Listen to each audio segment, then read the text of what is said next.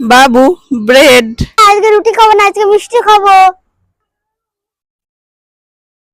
খুব কম সময়ে একটি সুস্বাদু মিষ্টি বানাবো।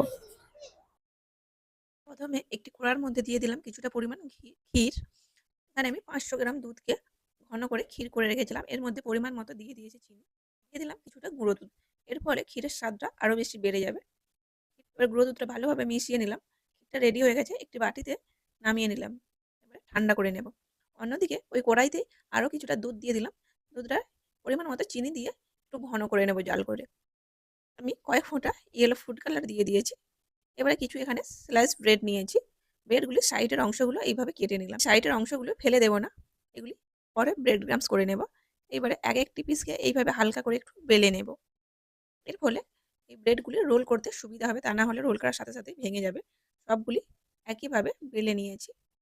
এইবার যে ক্ষীরটা তৈরি করে রেখেছিলাম সেটা এর ওপর দিয়ে দেব, সমান করে ছড়িয়ে দেব।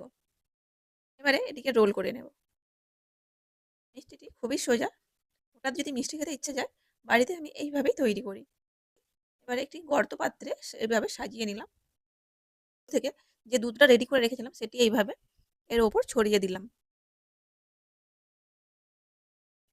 এইবারে ওপর থেকে কিছু ড্রাই ফ্রুটস আর আগে থেকে কেটে রাখা টুটি ফুটি দিয়ে খুব সুন্দর করে সাজিয়ে নিলাম। বাজারের কেনা মিষ্টির থেকে 1.5 গুণ ভালো।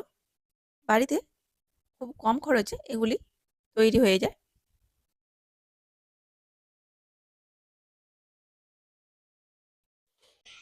বাবু মিষ্টি।